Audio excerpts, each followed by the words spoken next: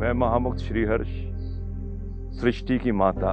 आदि शक्ति, जिन्होंने अपने गर्भ में समस्त सृष्टि का पोषण किया है, भरण किया है, उसकी रक्षा की है, सभी को धारण किया है, सभी देवताओं को, सभी पंच महाभूतों को जन्म देने वाली आदि माता, जिसके गर्भ से पूरी सृष्टि संचालित होती है, मैं उसको नमन करता हूँ, प्रणाम करता हूँ। और आज मैं वयम रक्षामः कि हम सबकी रक्षा करें, उस खंड में मैं बात करूंगा गर्भ धारण की, गर्भ संस्कार की, या कहें गर्भाधान की। जो भी सृष्टि पे आप जीवन देख रहे हैं, उसका संचालन बिना गर्भ के संभव ही नहीं। और गर्भ किसको धारण करता है? गर्भ वो आत्मा जिसको एक शरीर प्राप्त होता है अपने प्रारब्ध कर्मों के अनुसार,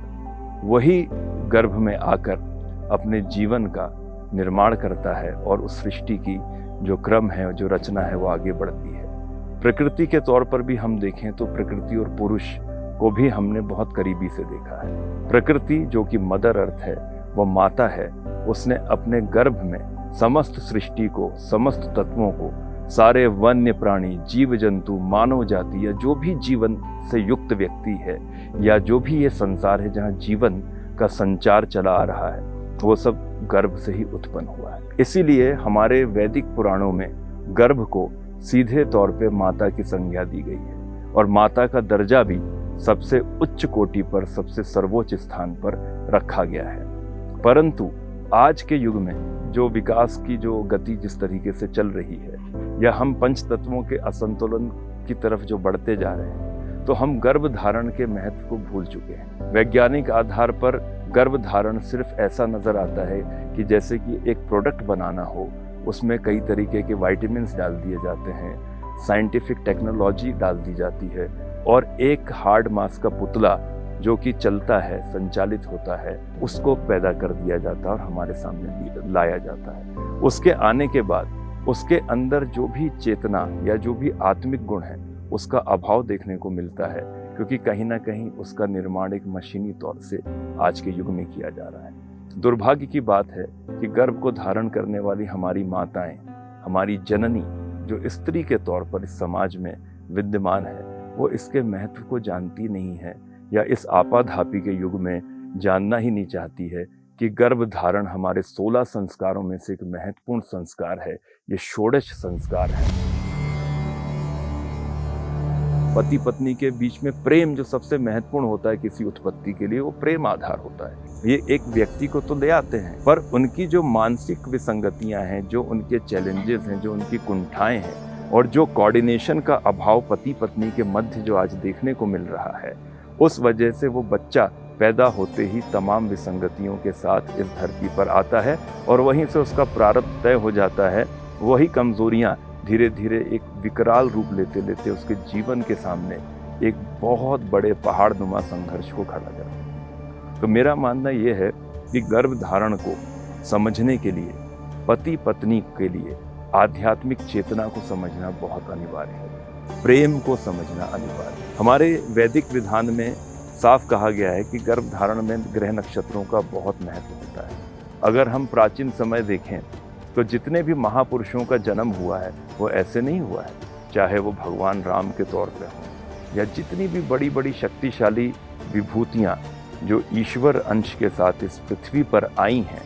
वो उनके जो भी पिता रहे हैं या उनके जो गुरु रहे हैं, उन्होंने गर्भ धारण की जो व्यवस्था की है, वो आध्यात्मिक तौर पर निर्धारित की, जहाँ पर ग्रह, गोचर, नक्षत्र, दिन, प्रतिकूल स्थिति, ग्रहों की अनुकूल स्थिति, गर्भ कब धारण करना चाहिए, किस मुहूर्त में धारण करना चाहिए, आपका खान पान किस तरीके का होना चाहिए गर्भ धारण से पहले, आपके मानसिक विचार किस तरीके के होने चाहिए, आपकी शारीरिक अगर कोई कमजोरी है तो उस जमाने में आयुर्वेद के माध्यम से वो उसको दूर करा करते थे। जिस तरह से आज मेडिकल साइंस भी बहुत सारे जो वूम रिलेटेड इश्यूज हैं उस एरर को अपनी टेक्नोलॉजी से और साइंटिफिक इनोवेशन से दूर करती है, और उसके ऊपर अपने इष्ट देवता या आदि शक्ति जो सबके गर्भ को धारण करती है, उसकी ब्लेसिंग्स देकर इस कर्म को एक संस्कार कर्म के तौर पर एक बहुत बड़ी उत्पत्ति करने जा रहे हैं हम, उसको एक आयोजन के तौर पर एक पवित्रता के साथ उस तरफ जाया जाता था। परंतु ये सब विषय आज पूर्ण रूप से गौड़ हो गए हैं और इग्नोर हो गए हैं। इसीलिए गर्भ धारण में मेंटल वेवलेंथ क्या है उसकी किसी को परवाह नहीं है, शारीरिक एरर क्या है उसकी किसी को परवाह नहीं है। भाई डॉक्टर तो है, क्लिनिक तो है, जिसके पास ज़्यादा पैसा उसके पास उतनी फैसिलिटी, और वो एक अपने हिसाब से मन माफिक जो है वूम वो तैयार कर देता है। आईवीएफ में हम बात करें कि आईवीएफ में गर्भ धारण में तकनीकी तौर पर तो आसानी हो जाती है, पर जो 9 महीने जो गर्भ की जर्नी होती है उसको उस तरीके से सशक्त करके अगर होल्ड करना होता है, ये पूर्ण रूप से माँ की मानसिक स्थिति पर डिपेंड करता है, पुरुष की नहीं। पुरुष शक्ति दे सकता है, पुरुष संरक्षण दे सकता है, पर माँ की मानसिक स्थिति, माँ की शारीरिक स्थिति, उसके भावनात्मक उतार चढ़ाव इन टेक्नोलॉजी के इस्तेमाल के बाद भी बहुत महत्वपूर्ण भूमिका निभाते हैं। तो मैं उन महिलाओं को और उन माताओं को या उन स्त्रियों से निवेदन भी करना चाहूँगा कि यदि वो टेक्नोलॉजी का प्रयोग कर रहे हैं बिल्कुल करें, पर जब गर्भ धारण होता है तो कृपया कर जो किसी भी धर्म से संबंध रखते हों और उनके धर्मों में भी गर्भ धारण के आध्यात्मिक विधान होते हैं, कृपया कर उनका पालन करें। घर में एक शुद्ध वातावरण बनाएं। अपने घर को 9 महीने जब स्त्री अपने आप को मंदिर बना लेती है और अपने आप को खुद आदि शक्ति महसूस कर लेती है, तो ये शक्ति हर गर्भ धारण के वक्त की विसंगतियों को दूर कर देती है और एक सशक्त आत्मा शरीर के साथ अवतार लेती है। सैरोगेट की जो आज की टेक्नोलॉजी वो तो होती नहीं थी। तो क्या होता था, जो पत्नी गर्भ धारण करने में अक्षम होती थी तो वो क्या करते थे कि उसी किस्म के एक स्त्री को, जैसे कोई ऊंची जाति में वर्ण व्यवस्था के आधार से पैदा हुआ है, तो वो उस स्त्री का चुनाव कर लेता था और उसको अपने ही घर में रख के उसके संस्कार, उसके भोजन, उसकी धार्मिक रीतियों का ख्याल रखते हुए उस स्त्री के अंदर अपने गर्भ को धारण कर देता था। तो ये हो गई थी पुरानी परंपरा। अब सैरोगेसी को बहुत आसान कर दिया गया है। उसमें बस एक जो तीसरा शरीर होता है वो एक यंत्र मात्र होता है, जिसमें स्त्री और पुरुष के जीवाश्म को और अंडाणुओं को इकट्ठा करके उस महिला के वूम में डाल दिया जाता है। तो जेनेटिक्स और डीएनए के तौर पे तो कोई परिवर्तन नहीं आता है, पर हम ब्लड का जो प्रवाह है हम उसको इग्नोर नहीं कर सकते। तो खून और रक्त के प्रवाह के माध्यम से वो बच्चा कहीं ना कहीं उस महिला का भी संस्कार लेकर आता है। आर्थिक पक्ष इतना ज़्यादा प्रबल हो गया है, एक इकोनॉमिकल इम्पैक्ट इतना बढ़ चुका है कि हम सैरोगेट का जो इतिहास है वो बताना ही नहीं चाहते हैं। और हर आदमी एक इतनी तेज़ी में चला कि भैया हमें जल्दी जल्दी बच्चा चाहिए, हमें दिखाना है, जल्दी से सैरोगेट फाइनल करो, लो भाई 25 लाख 50 लाख और भाई एक प्रोडक्ट तैयार कर दो। तो कहीं ना कहीं मैं सैरोगेसी वाला जो कॉन्सेप्ट है उसको वैदिक आधार पर बहुत उचित नहीं मानता। डीएनए के आधार पे वो बच्चा तो आपका हो गया है, आपका नाम ले लिया उसने, आपका टाइटल ले लिया, आपका सरनेम ले लिया, आपका परिवार ले लिया, पर संस्कार ये संभव नहीं। बच्चे के अंदर जो भी उसका पोषण भरण हो रहा है वो माँ की जो नाली है या जो नाल है उसके माध्यम से ग्रहण करता है। तो जिस तरह से उसकी शारीरिक संरचना में उस नाल का महत्व होता है, उसी तरीके से जो उसकी जो माँ की जो मानसिक स्थिति होती है या जो माँ ऊर्जा देती है वो भी उस नाभि के माध्यम से बच्चा उस नाल के माध्यम से ग्रहण करता है। इसीलिए आप देखेंगे कि जब अर्जुन के जो पुत्र अभिमन्यु थे उन्होंने गर्भ में ही रहकर ही चक्रव्यूह में जाने का ज्ञान अर्जित कर लिया था। ये कैसे संभव था? तो जो नाल है वो बहुत महत्वपूर्ण होती है, पर नाल कहीं ना कहीं माँ के मानसिक विचार,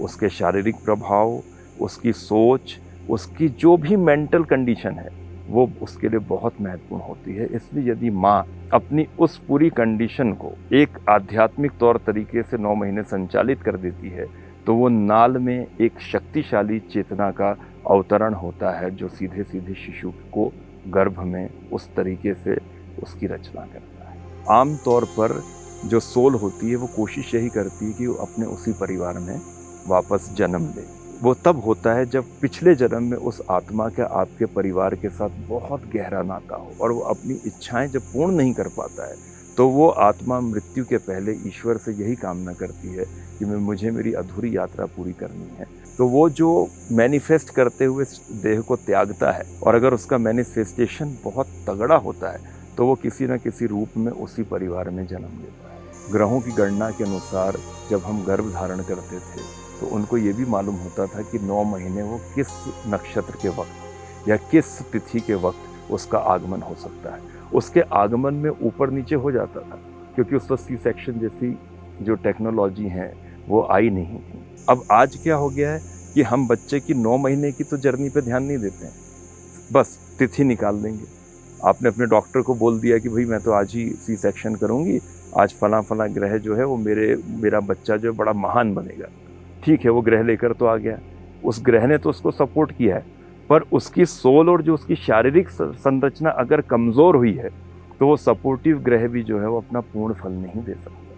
तो सी सेक्शन पे जाने से पहले जो मुझे लगता है कि गर्भधारण संस्कार जो है उसको आध्यात्मिक दृष्टिकोण से ज़्यादा महत्व देना चाहिए कि आप अंदर कब आते हो और 9 महीने 9 ग्रहों की ऊर्जाओं को कैसे ग्रहण करते हो, अपने ईश्वर अपने आराध्य की ब्लेसिंग्स कैसे लेते हो। उसके बाद फिर चाहे वो सी सेक्शन हो या किसी भी दिन आए तो बच्चा जो है वो बहुत मजबूत प्रारब्ध लेकर ही आता है।